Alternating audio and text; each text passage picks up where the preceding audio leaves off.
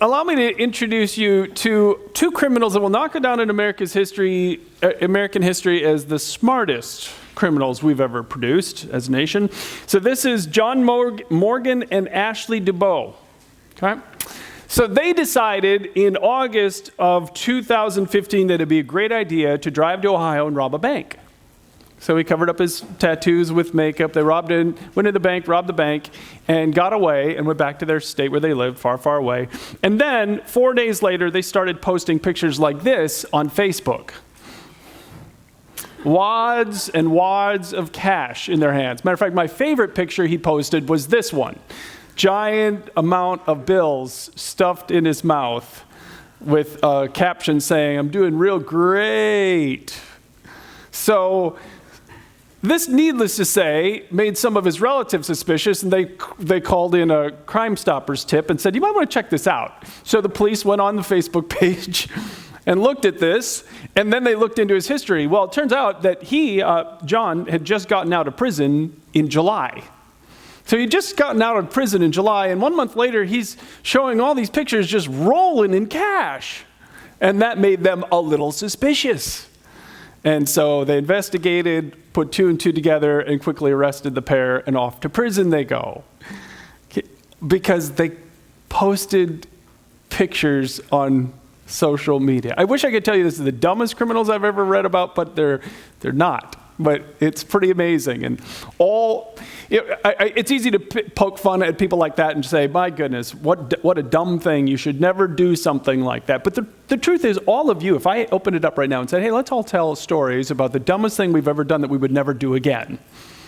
All of us have stories. We have things that were so stupid at the time, we can't believe we did them, and we don't share those stories very often, right? It's like, not telling you about that one. But there's another side to that coin as well. There are also things that are happening in our lives right now that we're doing, that we keep doing, that are also not very bright. And we keep repeating those mistakes over and over again, and they're having consequences. For instance, just think about our country right now. Isn't it true that there are people who are making financial mistakes every single year in our country? And they just make the same ones over and over and over again. Their income goes up. What goes up right along with it? Their spending.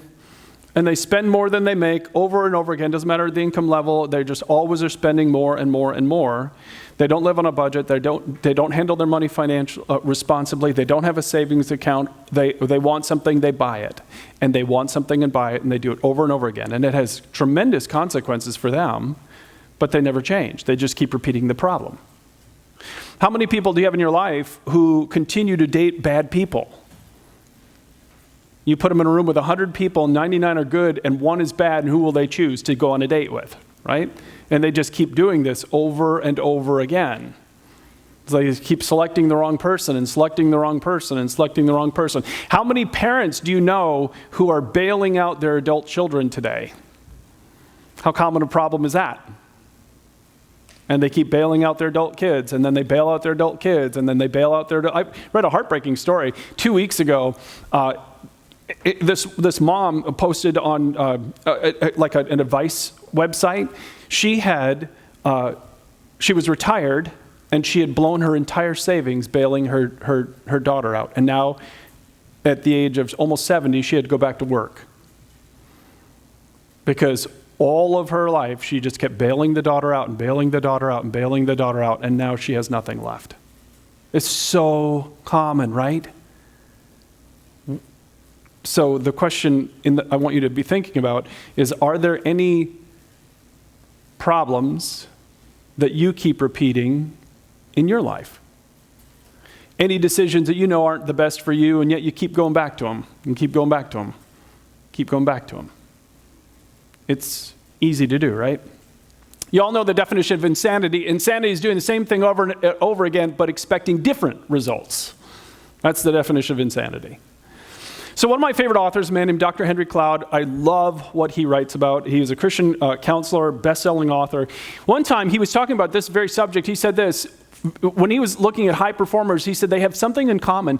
After they go through specific awakenings and they learn a lesson, then they literally never go back to it. They are forever changed. So that's what we have to get to, where we actually aren't repeating our mistakes over and over and over again. But we go through these things, and we're going to go through them. You're not going to be perfect ever. So you're going to make mistakes, but the goal is that we repeat. We don't repeat our mistakes. We don't go back to what hasn't worked. That's the goal. So we're in a series that I've called I Quit. And there are some things we want to really let go of, and this is one of the big ones. I want to quit repeating my mistakes. Oh my goodness, I really want to quit repeating my mistakes. I want to ask you to open your program, take out the notes, grab your pen, something to write with as we talk about this really important subject. Welcome, of course, to those of you who are watching online. Glad you're there with us, and you can get our notes at our website at penuelchurchlife.com. So let's get right into this today. So the very first thing I'm going to do, if I'm going to stop repeating mistakes in my life, is I have to embrace reality. First thing, I gotta embrace reality. So Dr. Cloud, the guy I just quoted, is a Christian counselor, and one time he had a woman referred to him by a medical doctor. The medical doctor saw this woman and said, "You got to go talk to a counselor," and sent him to Dr. Cloud. So he said, "This was my first encounter with this woman." He said, "Here's how it started." He said, "She opened the door, and it was a wintry day. She walked in, didn't even take more than 2 steps into the office." He said she was already complaining about how high the snowbanks were on the sidewalk and how hard it was to get inside onto the sidewalk.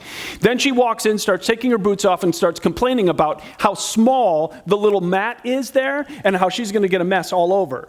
And so then he says, "Well, would you like a cup of coffee?" Cold day. She starts to tell him exactly how much grounds to put in, exactly how to make the coffee, how often he should be cleaning his coffee pot, and what type of vinegar he should be using when he's cleaning the coffee pot. And so he says, gets a cup of coffee, sits down and says, he says, are you angry?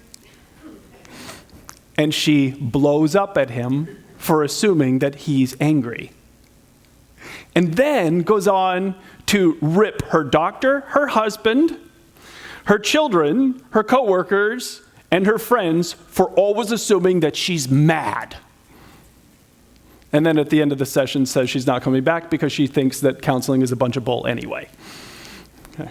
So now, simple question, is she going to change? No. Emphatic no. Why? You know why? She doesn't need to. The problem isn't her, it's all of you. It's every other human being that encounters her. They're all the problem. She's not the problem. So there's zero chance she's going to change, right? So when we talk about this, we always talk about it in terms of blind spots. And I want you to really think about the answer to this question. Are you aware that you have blind spots? Not what the blind spots are. Obviously, they wouldn't be blind spots anymore. But are you aware today, as you sit here or you're watching online right now, are you aware that you 100% have blind spots? You got them. Things you don't see about yourself. That in many cases, everyone around you does. In many cases, they all see it. You just don't. There's no progress until we acknowledge this, that we have blind spots. I do. I know I have blind spots. There are things that I don't see yet about my interactions, about my teaching, about my leadership, about all kinds of things that I just haven't seen yet. Now, how easy is it to solve a problem you're not aware of? You don't solve those problems. You repeat those problems. Thankfully, God, in His incredible wisdom, has given us multiple sources of truth to help us understand where those problems exist in our lives. So I'm going to give you 3, but I'm going to zip through the first 2 because I really want to talk about the third one. The first one you all know are other people. That's, what the doctor and the husband and the kids and everyone was trying to get that other woman to say is, you have a problem here, and she couldn't do it. But other people are a great source of reality for us. I'm going to zip through this first one a little bit. I do want to ask you this question. Who are the truth tellers in your life? The people who love you enough to actually say, can I give you a little feedback? Too often what we do in American culture is we cut those out of our relationships in our lives and we miss this whole piece of reality. So we need these people. Okay. So much more we can say about that, but not today. All right, second thing is the Bible, which I talk about all the time. So again, I'm just going to give you this one. I didn't want you to have a blank spot on your notes today. So I am giving it to you, but I'm not going to really talk about it today. But the Bible is an incredible tool for helping us see the reality about ourselves over and over and over again. When I'm reading my Bible, memorizing scripture, I see things that make me go, oh, that's an issue for me. So I'm going to come back to this verse at another time, but not today. So I really want to talk about this one. The third one, and the biggest one of all, to help you understand and see reality, is pain. Pain.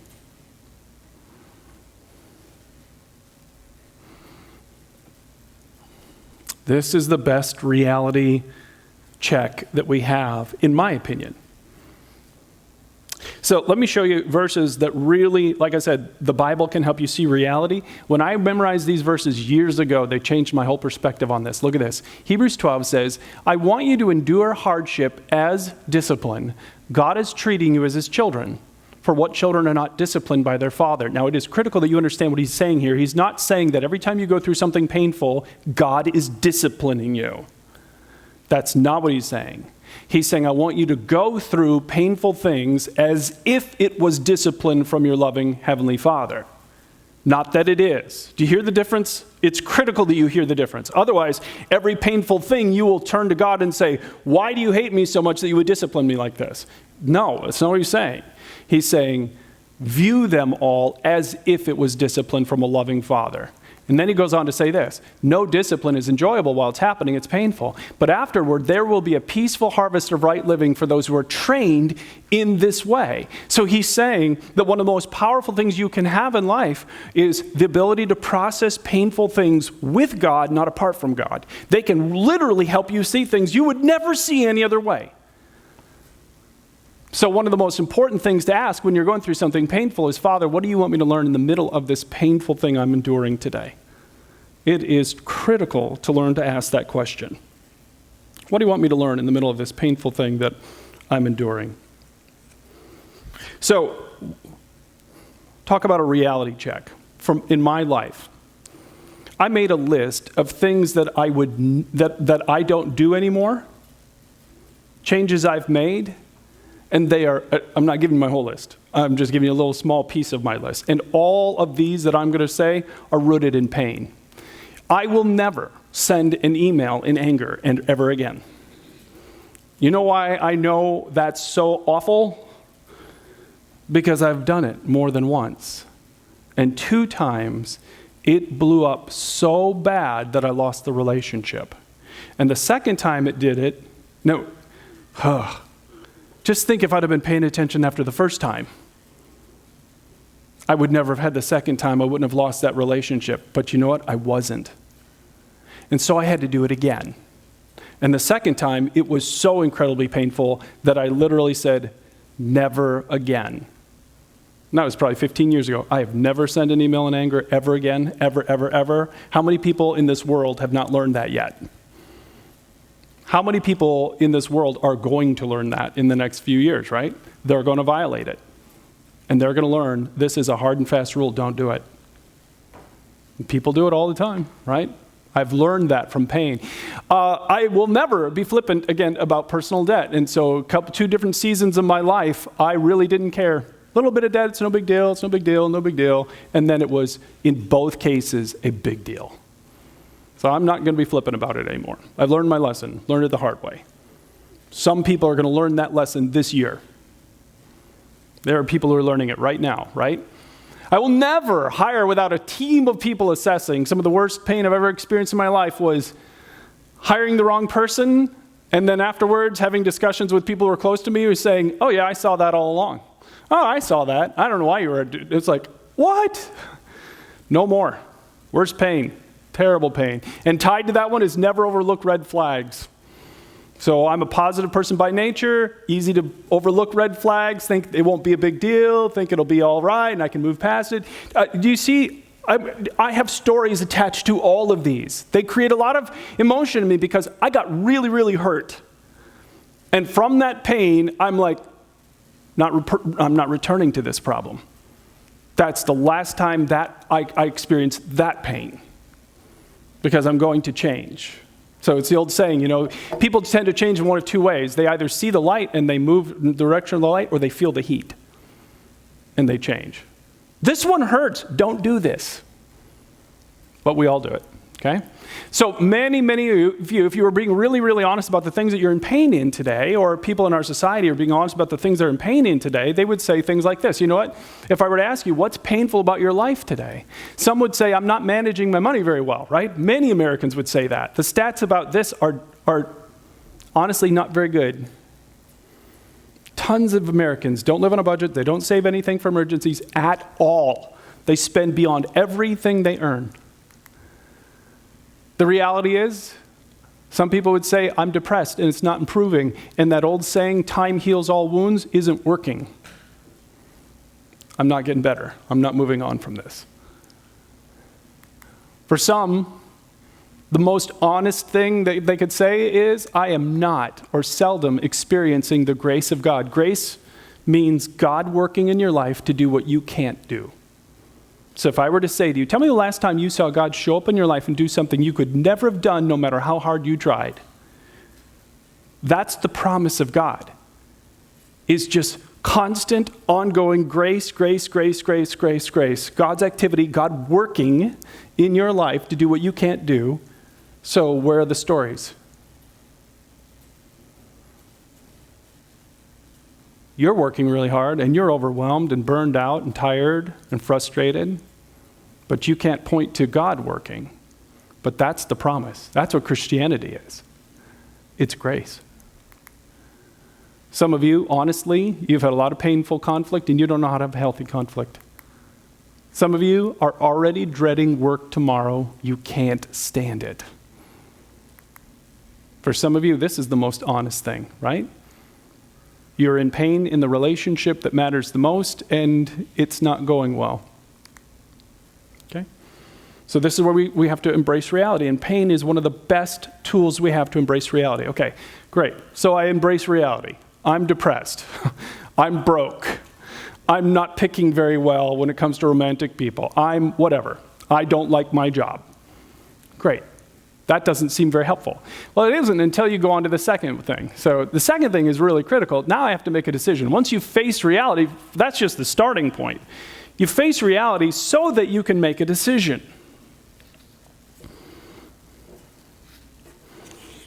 That's the goal. Get you to make a decision.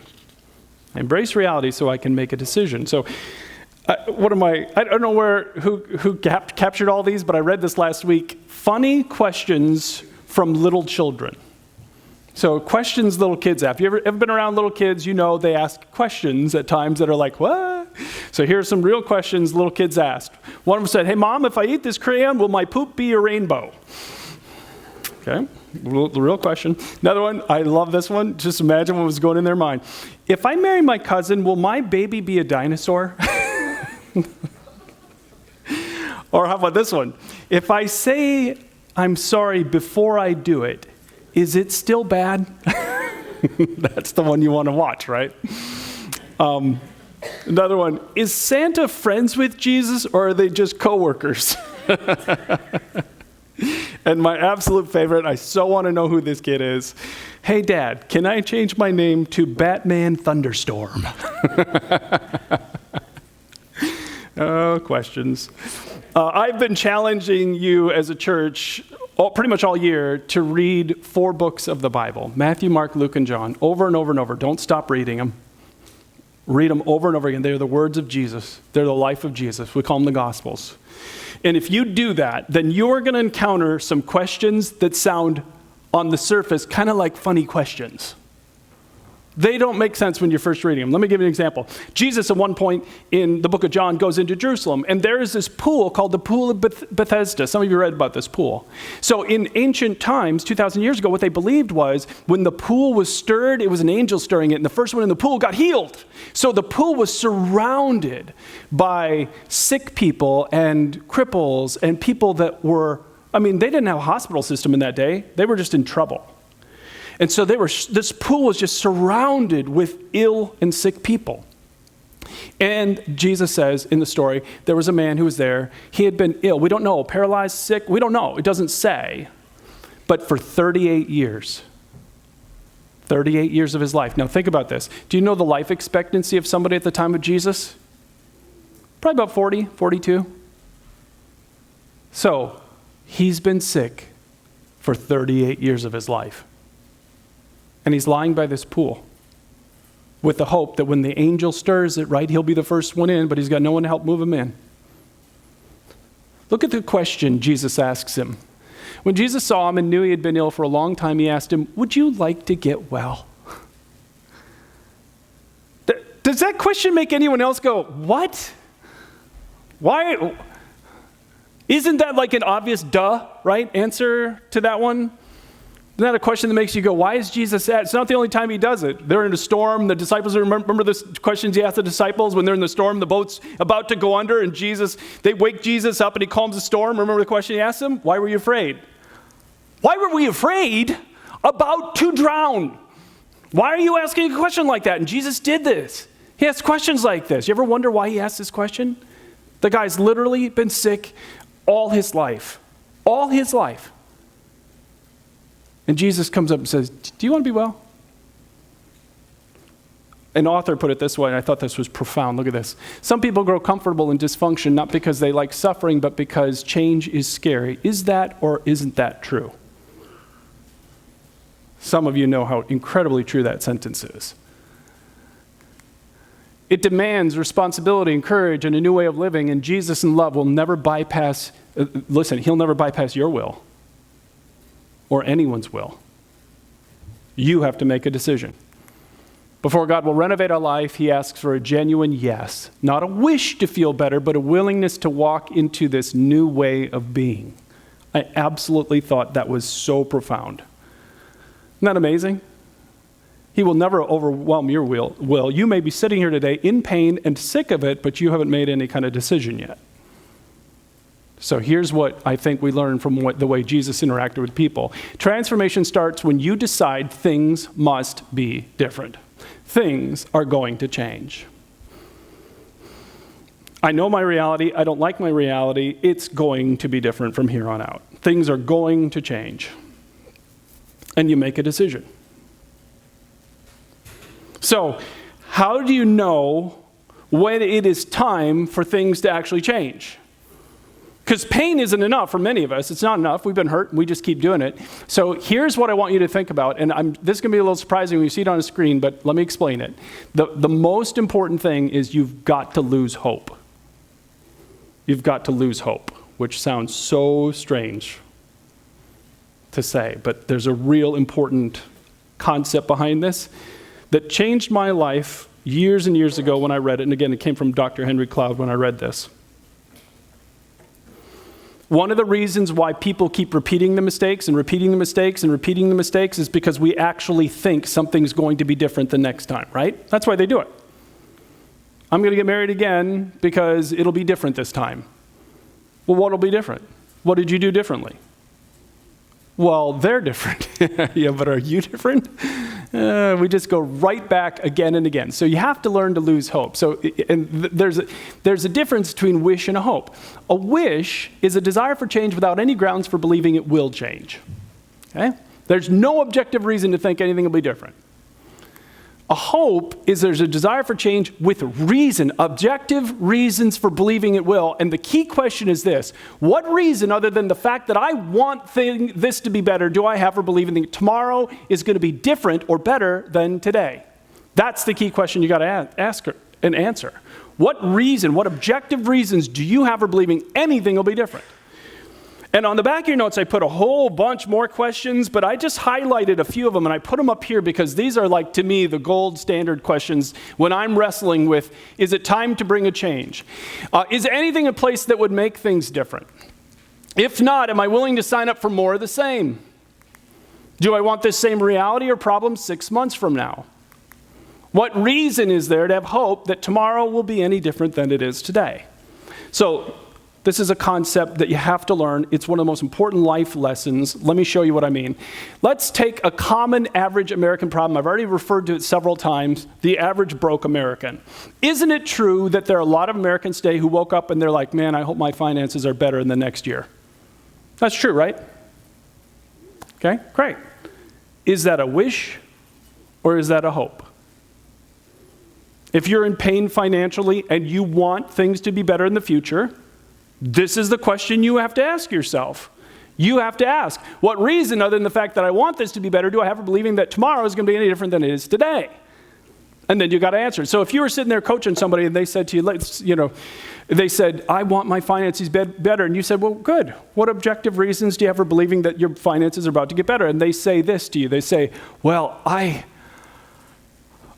really want them to be better. I want them to be better. And I'm going to try hard to not go on Amazon and try real hard to save some money.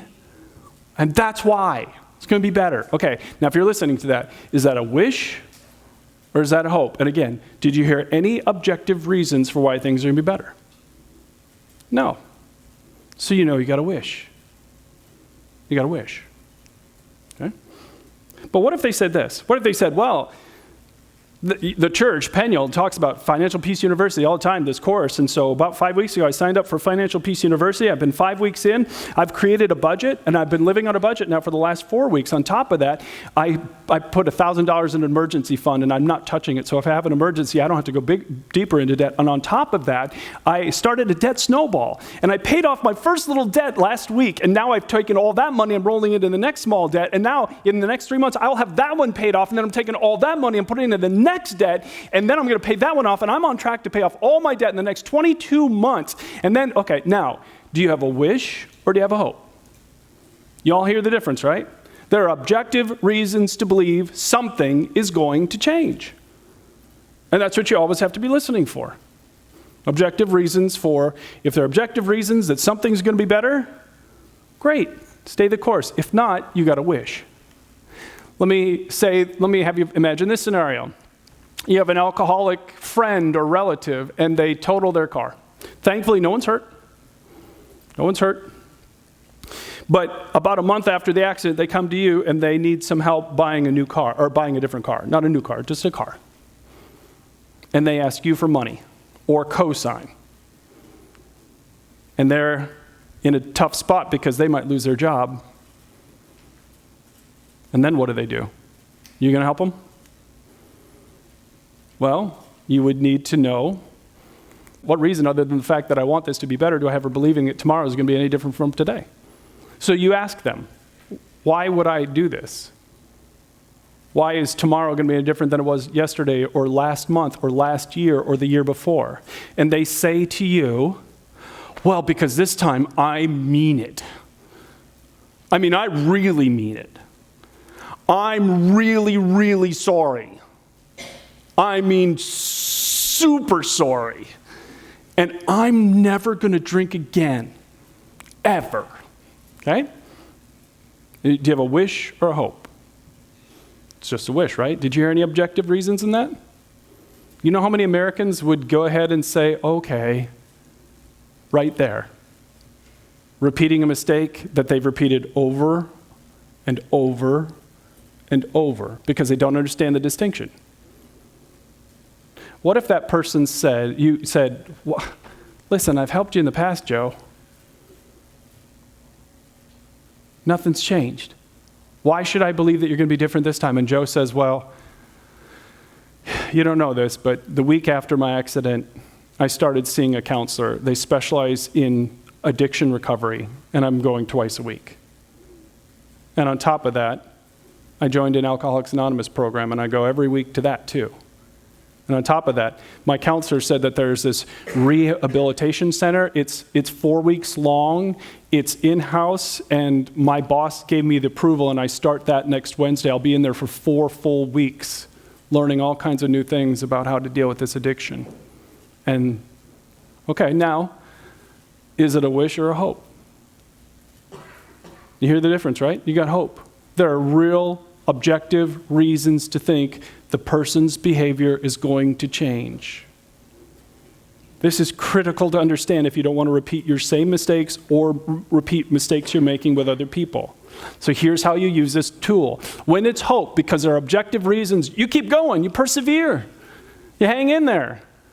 But when it's a wish, because there are no objective reasons, when it's a wish, and I want you to write this on your notes, you must make a change. You have to make a decision that you're going to do things differently. Otherwise, you're going to go back to what already didn't work. So learning this has helped me in just so many ways. Years and years ago, I had the staff member work for me and loved this young staff member. So good, he had a huge responsibility. And at the end of the first year, my wife said to me, I think there's some problems with this guy. And she had one example, a couple examples, and truthfully, I'm like, no big deal, it'll be all right. 2 years after that, another staff member came to me and said, he's not doing this. This core part of his job, he's not doing it at all. So it's like, investigate, find out, nope, he's not doing it. He had a, like I said, super important job, and one part of it, about a tenth of it, had to be done a very specific way every single time. Do it this way, don't violate it. And he just wasn't even doing it at all, and then lying about it. So confronted him, set up a new system, had him go through training again with the staff member that knows this better than anybody. On top of that, put a system in place so that we would have visibility to see if he was ever doing it again. Okay, so now, is there actual hope that his behavior is going to change? Yeah. Retrained him, reset the expectations, and put a system in place that I can see if he's doing it. Off we go. Short time later, that staff member comes to me and says, he stopped again. I don't know if you've ever had people do this. Sometimes people make decisions that you're like, what are you thinking? Where do you think this path is going to take you? So then, in order for, I don't have hope that he's going to change, so I have to change something else. So I change something else. I set up weekly one-on-one meetings with me that are coaching, where we are going to talk through this and why it's important and all this other stuff that we're going to do, and we continue to track the system. He has to go back and go through the training again. I don't remember all the details of what we did anymore, but we're like, we got to change, so it's got to change again. And so we do all this changes, and want to guess what happened? Short time later, that staff member says, he stopped again. And so I put together a final, that's strike 3, right? I mean, literally, it's like, fight me on something that, this is so black and white. It just has to be done this way. I can't understand it. So I meet with the leadership team. We put a plan together to salvage him, but we're going to demote him, cut his pay. I mean, all these consequences, because we have warned and tried. This is so silly to not do this, and then to lie about it. So I have this paper ready to go. I meet with him, and I start with the question, why aren't you doing this? And he lies to me. Tries to pretend that he is, when we have all the data, all the facts. He never saw that piece of paper. Because you know what I lost in that moment, right? Was there any objective reason to think he was going to change? So when they won't change, who has to change? I have to change. I had to change tactics. You see how this works? It's critical that you learn this. It's one of the most important life skills, to not repeat your mistakes, is to learn the difference between a wish and a hope. I had no hope. There was no hope. All you had was a wish. And it's critical because you have to learn this. It doesn't mean that you have to fire someone, divorce someone, cut someone out of your life. It means you need to change tactics and the way you're interacting with them. It may mean limiting contact with them. It may mean limiting how much you're vulnerable with someone, because some of you, you really, really, really want that important person in your life to be great at empathy and share your pain with you, and every time you share it with you, they just whack you with it. But you sure want them to be different, and you want them to, it's just a wish. It's just a wish. You only have a wish. Let it go. You have to change tactics. You're not changing them. The change tactics, maybe I need to see a counselor to deal with what is it inside of me that wants to try and get into dating relationships with people that are so broken that they just harm me. It may be change tactics because trying the subtle way and leaving little tips and hints isn't working. And it's actually time to have a difficult conversation, to find your voice and speak up. Or, tied right to that one, learn a new way of handling conflict. I didn't have a verse on here. It's on your notes at the very bottom. Proverbs 26:11 says, "As a dog returns to its vomit, so fools repeat their folly." Talk about a crass way to describe it, and yet the reality is, God warned us about this thousands of years ago. That if you're not careful, you will just return to what hasn't worked. And that's not the life he wants for you. So a couple of things as we finish today. First, really give some thought to, are there any mistakes that you're repeating? Some of you, as you sit here today, you're like, nothing comes to mind. Okay, great. Just keep it in the back of your mind. Some of you know there are mistakes that you keep repeating. Maybe I've even touched on some of them. So start with reality. I know I just gave you these quickly, but what are other people telling you? What is God saying through the Bible? And this is the big one. What's painful in your life today? What's hurting you? And what might God be trying to teach you in the middle of something painful? And then make a decision. You want things to change, but is it actually a wish or a hope? If it's hope, then you can persevere because you know there are objective reasons why something's going to get better. But if you can't list objective reasons why anything's going to change, either for you or for this relationship, then own it. You have a wish. And it's time for you to say, what might I need to change? What am I going to do different? Let me have you bow your heads. God is just so direct sometimes in the Bible about some of these specific things that we do. The good thing is God never wants us to go through these kind of things alone, not without him. If you're sitting here today and you don't know what change to make, this is a perfect time in this place before you leave just to whisper a prayer of help, asking for help from God. And just to say, I'm aware of this, it hurts me, but I don't know what change to make. Would you guide me? Please show me. What am I supposed to do next? And just continue to rely on him. He will guide you. That's his promise. The other thing he does so well in the Bible, again and again with Jesus, is just tell us the truth about the situation that we're in our relationship with God and how broken that is. We tend to think that we're all fine. We die, we go to heaven, it's no big deal. We've all done bad things, no big deal. And Jesus said, no.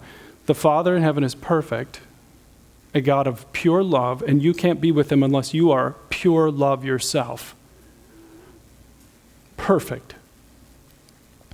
And none of us are. And we have a problem. And Jesus came to help us face the reality of it. And then he did all the work for us. He changed things. With his death on the cross, the perfect Son of God paid for our debt.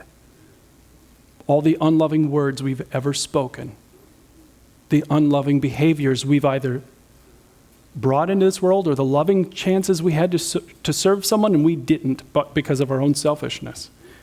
Jesus paid that entire debt on a cross and then rose again. And if you'll invite him into your life, he will forgive you and he will come and do this life with you. And if you want that, with your head bowed, you can say something like this in your heart to him. You can say, Jesus, I need you. I need you. Please, forgive me, and then come make your home inside of me today. I believe that you died for me, and I choose you today. In Jesus' name, amen. Thank you so much for taking the time to watch this service today. We hope as a church and pray that this was something that really helps connect you deeper to Jesus. That's what we're all about as a church. If you need to communicate with us, if you go online to penuelchurchlife.com, in the upper right-hand corner is a box that says, I said yes to Jesus. It also says, please pray for me. Just click on that, and it'll take you to a place where you can communicate with us as a church. So if you ever want any of the resources we mentioned in a service, go there and let us know. We'll gladly send them to you. Or if you made a decision to say yes to Jesus or you have a prayer request, just let us know. And we're always glad to hear from the people who are watching online. And if we can continue to help you grow in your faith in any way, then we want to do that. So again, thank you. And our prayer is that you continue to grow and connect and find the true life that Jesus Christ is offering.